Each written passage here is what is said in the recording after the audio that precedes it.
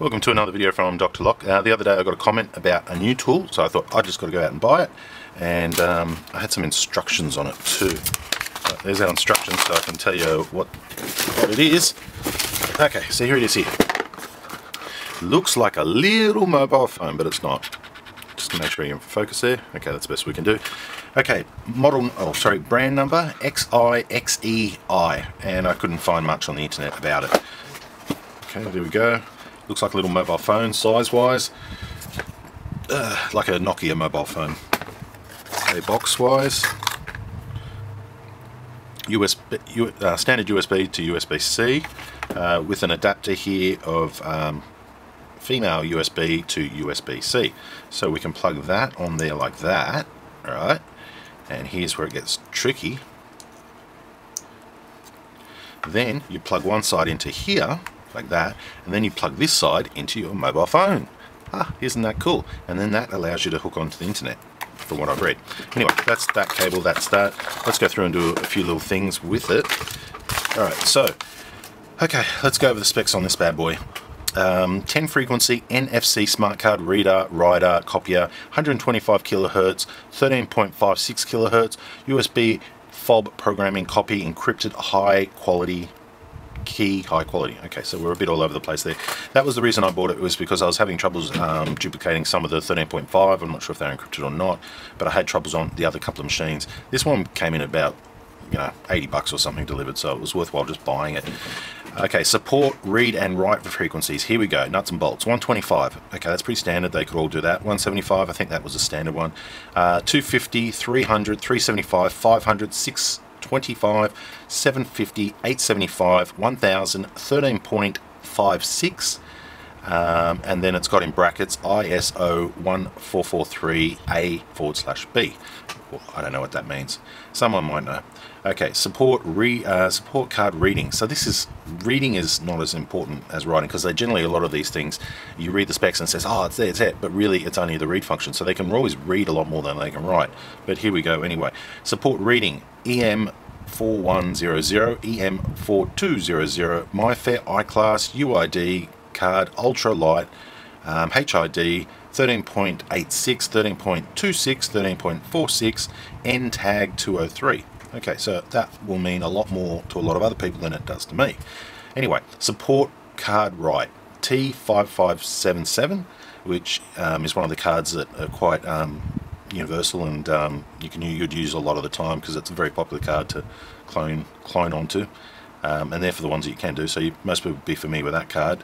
Or EM4305, HID low, UID, I'm guessing that's unique ID card, UID card, that's what they say, but I'm guessing it's unique ID card, with USB interface. So that means basically you plug it into your mobile phone. The good thing about the plug-in into mobile phone is you can have a mobile phone here, this here, it's very quick, and you've got a cable in between them. A lot better than hooking it onto a computer and booting up a computer to get on the internet to do that.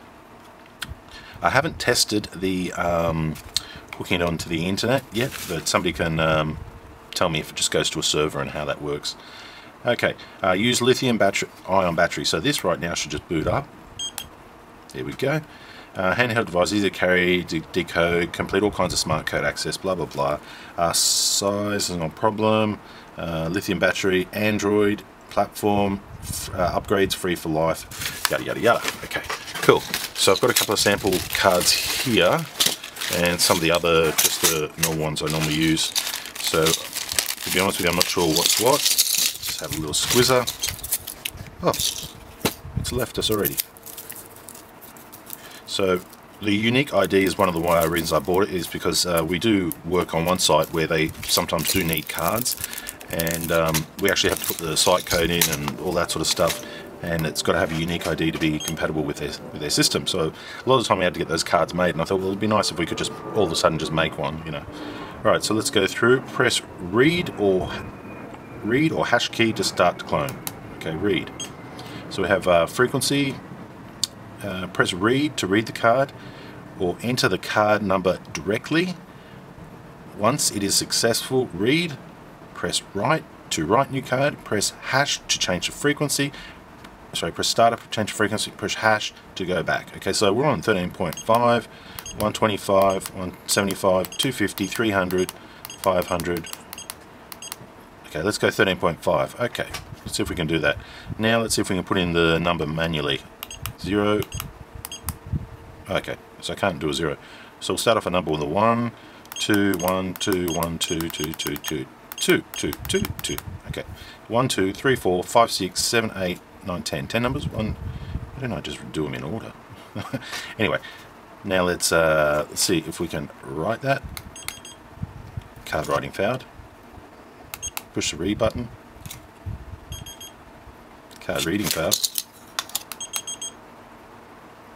Okay, so that one came up as 13.5. My Fair Class Classic 1K. It's got a unique number there. It's got KA and it's got like a little checker box, and KB and a little check box. So they're those two lines of data. It's got a hex, one little line of hex, and a few others. So we read it. Said card recognition failed. You know, I'm not even sure if I'm meant to be putting that behind it like that, but I'm guessing that's where it goes. And down the bottom, this seems to be changing as well. Put the card in the right position. Well, it'd be nice if you told us where the position was or made some little indication or plastic thing or something so I would know. These are just some of the cards that came with, so it's not actually a encrypted card of any description or programmed card. Aha! We got it. Magic spot right here just above the speaker. Okay, so we've got read write successful. Okay, and we've got down the bottom we've got little green ticks all the way. Let's see if we can just write that, just throw it on a tag. Alright, let's throw it on a card. Alright, failed. Right, successful. So we just cloned a 13.5 megahertz My Fair Classic 1K card without doing too much. So interesting, if that little tool can clone the standard ones that I normally clone with the other cheap tool, but now can do the 13.5, that might be a great thing. So this is a new tool.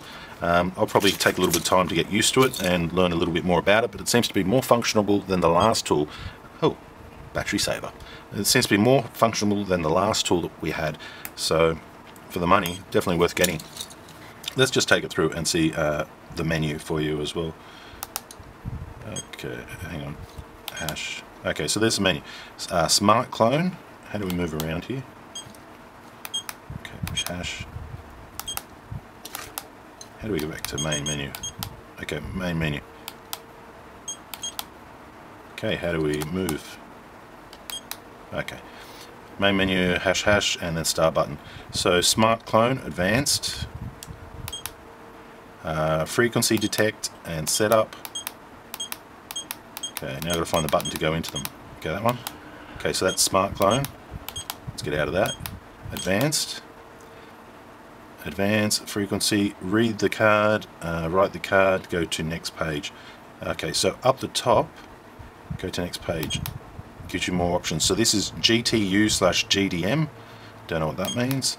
Then we have SAK88, don't know what that means. And then we have lock. So obviously extra bits of the card information that can be edited. Oh, come on. Hard to drive, the buttons are not good. Okay, I just want to get out of this. Get me out, take me home. Okay, here we are, home. No. Okay, so I push this one. Okay, frequency detect. Okay, read. Pushing the read button. Got anything happening here? Read, read, read, read, read. Why is it not detecting the frequency?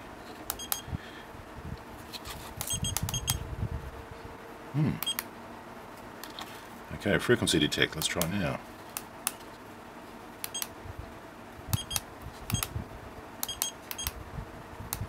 Alright, frequency detect seems to be a bit of a waste. For some reason I can't get that working. And the navigation on this is not the best. Setup. Okay, so that's a serial number, lights, off after 30 seconds, key store, and it's got a key. Okay, I'm not sure what that is. Maybe it's Storing a unique key that you use all the time. It could be key store. Could be one that you want to save a card. I don't know, some will live it, but it looks like a little cool device. Came with some cards as well. It's out there at all your favorite Chinese resellers online, and looks like a nice little tool compared to the other one. It's smaller, bit hard to navigate, but by plugging it in to get the work on the encrypted ones seems like a bit of a bonus anyway. And I've got my tags, I've got my emulator tags. So look, for 80 bucks, if you had it on your counter, if you had it on your counter and you copied one tag a week at $30 or $40, it'd pretty much pay itself off in 2 weeks, and then you're talking pure profit. These tags come in extremely cheap. For us locksmiths, you might be on a site that you manage and you might need a duplicate tag. That's when it really comes in handy. If all the sites you manage you had a tag for, every time you got to go there, you don't have to go to Strata, or you don't have to go to the real estate or find the building manager to grab the tag to access it. It makes a huge difference. So that's where the benefit is. That's why I've got it, and that's mainly where I use it. I don't actually copy these tags, but I have seen a lot of key cutters starting to offer that service too, and why not? If it can be done, it can be done.